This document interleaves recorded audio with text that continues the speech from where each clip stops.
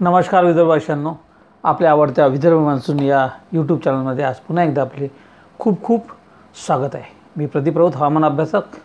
तर आज दिनांक 29 एप्रिल म्हणजेच गुरुवार, नुकताच भारतीय हवामान विभागाने आपला जून ते सप्टेंबर या 4 महिन्याचा मान्सूनचा अंदाज घोषित केला आहे। आणि त्यामुळे नेमकं हाच पावसाचा कालावधी असतो। 4 महिन्यामध्ये नेमका मान्सून कसा राहणार आहे देशभरातला, तर याचं विश्लेषण भारतीय हवामान विभागाने केलं आहे। मात्र आपण त्या विश्लेषण मग स्कायमेट असो की भारतीय हवामान विभाग असो, या दोघांनीही जे काही अंदाज व्यक्त केले आहे त्याचं सटीक विश्लेषण आपण आजच्या भागात करणार आहोत। आणि ते विदर्भात नेमकी काय परिस्थिती राहणार आहे आणि विदर्भातल्या कोणत्या भागात किती पाऊस पडणार आहे, त्याची काय टक्केवारी राहणार आहे, तर याचा संपूर्ण अंदाज आपण आज विदर्भ मान्सूनच्या आजच्या भागात प्रसारित करणार आहोत। त्यामुळे शेतकऱ्यांसाठी विशेषतः आणि इतर लोकांसाठी आजचा भाग हा अतिशय महत्त्वाचा आहे। त्यामुळे हा जो भाग आहे हा आपण संपूर्ण बघा। आणि विदर्भ मान्सून चॅनल जर आपण अद्यापही सबस्क्राईब केलं नसेल तर सबस्क्राईब करा। तर आता लगेचच सुरुवात करू आणि बघू की यावर्षीचा विदर्भातील मान्सूनचा अंदाज नेमका काय राहणार आहे। तर आपण बघतो की भारतीय हवामान विभाग म्हणजे IMDनं 15 एप्रिल रोजी हा हवामानाचा अंदाज प्रसारित केला होता की पुढील जून 2025 ते सप्टेंबर 2025पर्यंत देशातील वातावरण जे आहे हे कसं राहणार आणि पाऊस जो आहे हा कुठे आणि किती प्रमाणात पडणार आहे। मान्सूनचा अंदाज देताना 2-3 गोष्टी प्रामुख्याने लक्षात ठेवल्या जातात आणि त्यामध्ये सगळ्यात महत्त्वाचं आहे की लाल निना आणि अल निनो याची परिस्थिती नेमकी कशी राहते। कारण की लाल निना, अल निनो आणि IOD हे हवामानाचे 3 महत्त्वाचे घटक आहे। आणि त्यामुळे यावर्षी जर आपण एक आनंदाची गोष्ट अशी आहे की यावर्षी लाल निनोची परिस्थिती फार मोठ्या प्रमाणात सक्रिय राहणार आहे किंवा अल निनोसुद्धा फार मोठ्या प्रमाणात सक्रिय राहणार नाही आहे, तर तो जवळपास न्यूट्रल पोझिशनला राहणार आहे। म्हणजे त्याचा फार काही पावसावर कमी अधिक परिणाम होणार नाही। त्यामुळं पाऊस जो आहे हा चांगल्या प्रकारे महाराष्ट्रात, देशात आणि विदर्भात विशेषतः हा बरसू शकतो अशी एकंदरीत शक्यता आहे। दुसरा जो काही जे काही पॅरामीटर आहे तर ते म्हणजे उत्तर गोलार्धातील हा जो भाग आहे युरोपचा, सोबतच युरेशिया वगैरे हा जो भाग आहे, तर या भागात जर बर्फाचं प्रमाण जर हे कमी असलं तर निश्चितपणे त्यावेळी भारतात हा पाऊस जास्त असतो। आणि या भागात जर बर्फाचं प्रमाण अधिक असलं तर त्यावेळी भारतात पाऊस हा कमी पडतो। परंतु सुदैवाने यावर्षी आपण बघतो की भारतीय हवामान विभागाने इथे सांगितलं आहे की यावर्षी हा जो उत्तर गोलार्ध आहे तर त्यामध्ये युरेशिया वगैरे भागात बर्फाचं जो प्रमाण आहे हे कमी आहे। आणि हे प्रमाण कमी असल्यामुळं यावर्षी भारतात पाऊस चांगल्या पद्धतीने बरसण्याची शक्यता आहे। जून ते सप्टेंबर दरम्यान भारतीय हवामान विभागाने जे काही भविष्यवाणी केली आहे तर त्यामध्ये त्यांनी जो पावसाचा अंदाज जो आहे हा 105% सांगितला आहे। म्हणजे 100%हून अधिक असा हा 105% इतका पाऊस भारतात कोसळणार आहे। त्यात 3-4% कमी अधिक प्रमाण असू शकते, म्हणजे 33% आणि इकडे सामान्य पाऊस हा 30%, म्हणजे जवळपास 63% हा पाऊस मोठ्या प्रमाणात कोसळणार आहे। तर पूर येण्याची परिस्थिती हे 26% दर्शवण्यात आली। दुष्काळाची परिस्थिती फार कमी आहे आणि कमी पावसाची परिस्थिती 9%च आहे। म्हणजे एकंदरीत जवळपास सर्वाधिक जी शक्यता आहे ती मोठ्या प्रमाणात भारतात पाऊस कोसळण्याची शक्यता आहे जून ते सप्टेंबर 2025 या कालावधीमध्ये। विदर्भात नेमकं या परिस्थिती काय राहणार आहे 4 महिन्यात, तर भारतीय हवामान विभागाने स्कायमेटच्या अंदाजानुसार जर आपण बघितलं तर या पद्धतीने एक लक्षात येते की विदर्भात आपण बघतो की हे जे गुलाबी रंगाने चिन्हांकित आणि इकडे निळ्या रंगात जे दर्शवले आहे, निळ्या रंगाने म्हणजे हा पाऊस सर्वाधिक पाऊस म्हणजे अबव नॉर्मल, म्हणजे सरासरीपेक्षा अधिक पाऊस या भागात पडणार आहे। त्यामध्ये आपण बघतो की अमरावती जिल्ह्याचा हा जो वरुड, मोर्शी आणि धारणी चिखलदऱ्याचा जो भाग आहे, चांदूर बाजार वगैरे या भागात मोठ्या प्रमाणात पाऊस कोसळणार आहे 4 मध्ये। विशेषतः धारणी आणि चिखलदरा सोबतच अंजनगाव, सुर्जी, अचलपूर याही भागात जबरदस्त असा पाऊस या 4 महिन्यात होऊ शकतो। सोबतच अमरावती जिल्ह्याचा बहुतांश भाग, अकोला जिल्ह्याचाही काही भाग, इकडे बुलढाण्याचा खालचा भाग या भागात मोठ्या प्रमाणात पाऊस होऊ शकतो। सोबतच नागपूर जिल्हा, वर्धा जिल्ह्याचा काही भाग, चंद्रपूर जिल्हा, सोबतच गोंदिया आणि भंडारा या जिल्ह्यातही मोठ्या प्रमाणात पाऊस पडण्याची शक्यता आहे। सोबतच हे जे उत्तरेकडचे जे भाग आहे तर या भागातही या सर्व जिल्ह्याच्या म्हणजे गोंदिया, भंडारा, नागपूर, अमरावती, अकोला, बुलढाणा, तर हे जे उत्तरेकडचे जे जिल्हे आणि तालुके आहे तर यामध्ये जोरदार पाऊस पडू शकतो. सोबतच इतरही भागामध्ये आपण बघतो की नॉर्मलपेक्षा अधिक म्हणजे सरासरीपेक्षा अधिक पाऊस कोसळण्याची संपूर्ण चिन्हे आहे. म्हणजे एकंदरीत विदर्भात यावर्षी जोरदार पाऊस कोसळणार आहे एवढं मात्र निश्चित, आणि ही शेतकऱ्यांसाठी अतिशय आनंदाची बाब आहे. प्रत्येक महिन्यावाईज जर अंदाज घेण्याचा प्रयत्न केला तर आपण जूनपासून सुरुवात करू आणि बघू की हा जून महिन्याचा अंदाज आहे आणि जून महिन्यात विदर्भात नेमका कसा पाऊस पडणार आहे. तर विदर्भ मान्सूनच्या अंदाजानुसार आपण बघतो की जून महिन्यामध्ये सर्वाधिक जो पाऊस होणार आहे त्यामध्ये गोंदिया जिल्ह्यात सर्वाधिक पाऊस होणार आहे.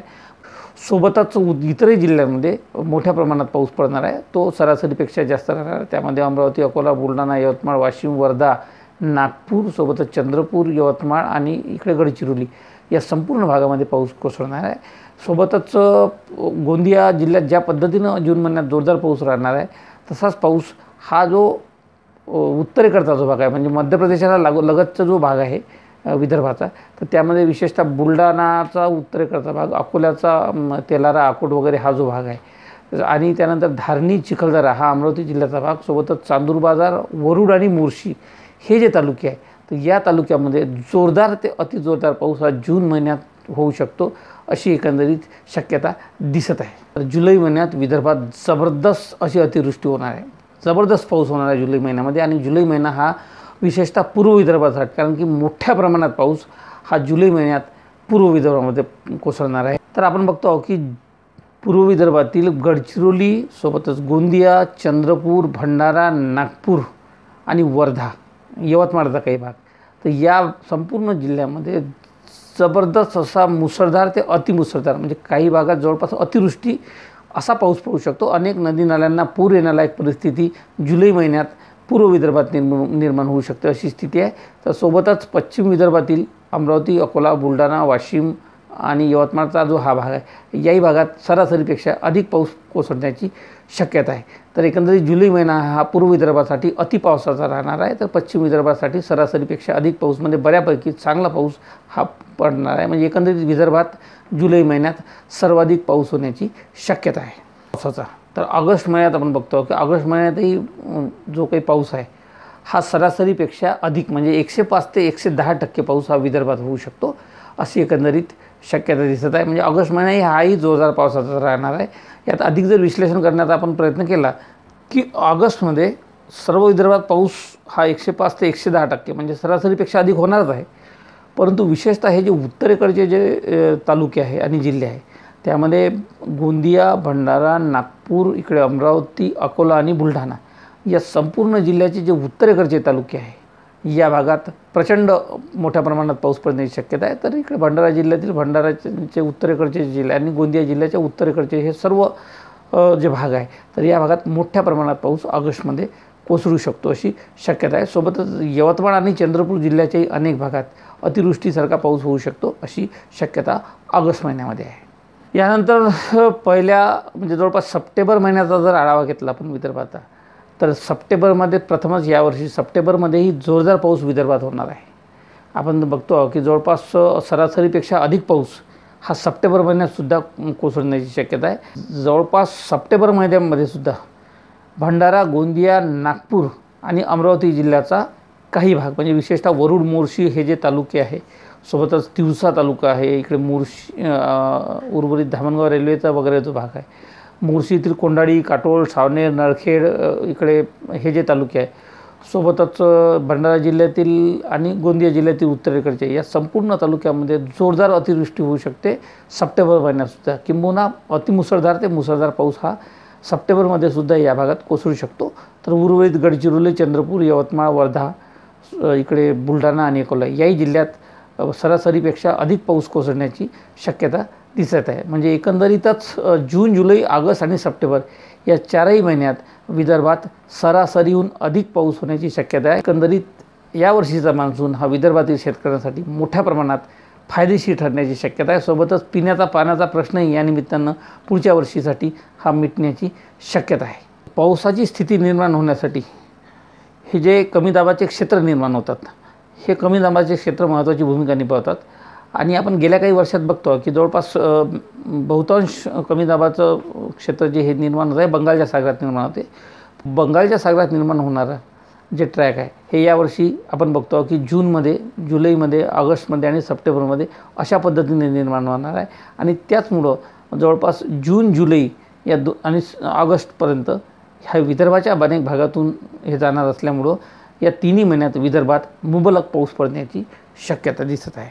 तर हा होता पुढील 4 महिन्यात म्हणजे मान्सूनच्या जे काही महिने आहे, तर या मान्सूनमध्ये होणाऱ्या पावसाचं काय नेमकी परिस्थिती राहील, या संदर्भात नेमका हा पाऊस विदर्भात कशा पद्धतीने कोसळेल याचा विस्तृत अंदाज आम्ही आपल्याला दिला आहे.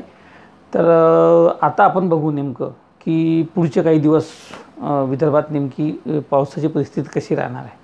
कारण की आपण मागच्या आपल्या भागात सांगितल्याप्रमाणे गेल्या 2-3 दिवसापासून विदर्भाच्या अनेक भागात वादळी पाऊस होत आहे.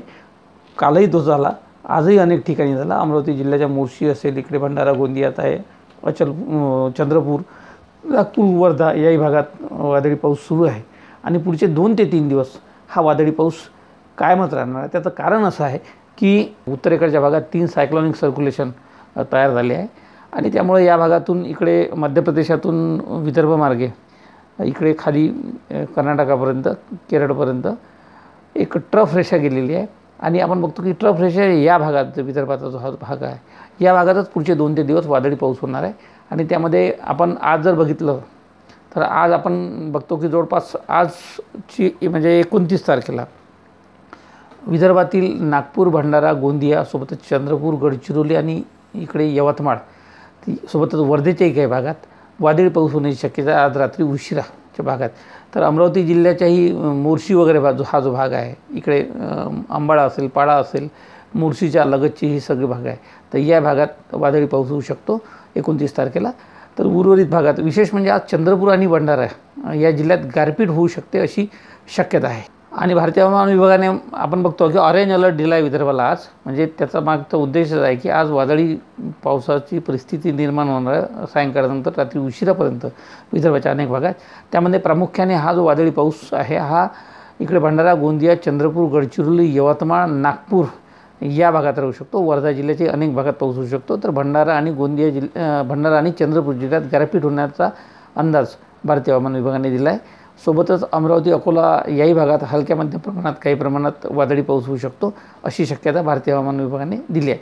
यानंतर जर आपण उद्याची परिस्थिती लक्षात घेतली 30 तारखेची, तर उद्या 30 तारखेलासुद्धा भारतीय हवामान विभागाने विदर्भात वादळी पाऊस होण्याची शक्यता वर्तवली आहे. त्यामध्ये विशेषतः उद्याचा जो काही पाऊस होऊ शकतो तो भंडारा, गोंदिया, गडचिरोली आणि चंद्रपूर या जिल्ह्यात होऊ शकतो. तर काही प्रमाणात हलक्या प्रमाणात नागपूर आणि वर्धा याही जिल्ह्यात हलक्या तुरळक स्वरूपाच्या सरी होऊ शकतात. परंतु भंडारा, गोंदिया, चंद्रपूर आणि गडचिरोली या भागात हा वादळी पाऊस उद्या 30 तारखेला होऊ शकतो अशी शक्यता आहे. 1 तारखेलासुद्धा म्हणजे 1 मेला सुद्धा विदर्भाच्या भंडारा, गोंदिया, चंद्रपूर, इकडे गडचिरोली सोबतच इकडे नागपूर जिल्ह्याचा काही भाग असेल, यवतमाळ जिल्ह्याचा काही भाग आहे, या भागात हलक्या मध्यम प्रमाणात वादळी स्वरूपाचा पाऊस होऊ शकतो अशी शक्यता आहे. परंतु हा जो उत्तरेकडचा जो भाग आहे त्यामध्ये भंडारा, गोंदिया, नागपूर या जिल्ह्यामध्ये वेगवान वारे आणि काही प्रमाणात जोरदार वादळी पाऊस होण्याची ऑरेंज अलर्ट आहे. आपण हा मध्य प्रदेशालगतचा जो भाग आहे जो विदर्भाचा, तर या भागामध्ये जोरदार गारपीट काही ठिकाणी होऊ शकते आणि वादळी वाऱ्यासह वेगवान वारे होऊ शकतात अशी शक्यता आहे. विदर्भात खऱ्या अर्थाने पावसाला सुरुवात होणार आहे ते 2 तारखेच्या पुढे. कारण की आपण बघतो की या भागात एक वेस्टर्न डिस्टर्बन्स जो तयार होत आहे या भागात, तर हा वेस्टर्न डिस्टर्बन्स जवळपास 2 तारखेनंतर या भागात सरकत येईल. 2-3 तारखेपासून विदर्भात जोरदार वादळी पाऊस होऊ शकतो आणि तो मोठ्या प्रमाणात होऊ शकतो. त्यामध्ये विशेषतः आपण बघतो की हे जे नागपूर, भंडारा, गोंदिया 3 तारखेला सोबतच गडचिरोली या भागात जोरदार पाऊस होण्याची शक्यता आहे. वादळी पाऊस सोबतच काही ठिकाणी गारपीटही होऊ शकते 3 तारखेपासून. तर पुढे 4 आणि 5 तारखेला इकडे अमरावती, अकोला, बुलढाणा, वाशिम, यवतमाळ याही भागात हा वादळी पाऊस होऊ शकतो. म्हणजे 4-5 तारखेपासून ते जवळपास 8 तारखेपर्यंत संपूर्ण विदर्भाच्या भागात वादळी पाऊस होऊ शकतो अशी शक्यता. म्हणजे अर्थात 2 तारखेला आपण याचा एकदा पुन्हा आढावा घेऊन नेमका कोणत्या जिल्ह्यात कुठे पाऊस पडणार आहे हे निश्चितपणे सांगू शकू. 2 तारखेपासूनच खऱ्या अर्थानं विदर्भात मोठ्या प्रमाणात पावसाला सुरुवात होणार आहे. त्यामध्ये भंडारा, गोंदिया सोबतच गडचिरोली, चंद्रपूर, यवतमाळ, वर्धा, नागपूर यासोबतच 4-5 तारखेपासून अमरावती, अकोला, यवतमाळ, बुलढाणा, वाशिम याही भागात जोरदार पाऊस होणार आहे आणि तो पाऊस हा आठवडाभर चालू शकतो, सायंकाळच्या सुमारास किंवा दुपारनंतर. तर अशा पद्धतीचं हे वातावरण राहील. अर्थात 2 तारखेच्या भागामध्ये आपण त्याचा पुन्हा एकदा नव्यानं विस्तृत माहिती घेऊन नेमकं कुठे पाऊस पडणार आहे याचा आढावा घेणारच आहोत. तोपर्यंत आजच्या भागात येथेच थांबतो. पुन्हा एकदा नवीन माहितीसह नवीन भागात भेटू. तोपर्यंत आम्हाला आजच्या भागात रजा द्यावी. नमस्कार, धन्यवाद. जय हिंद, जय भारत, जय महाराष्ट्र, जय विदर्भ.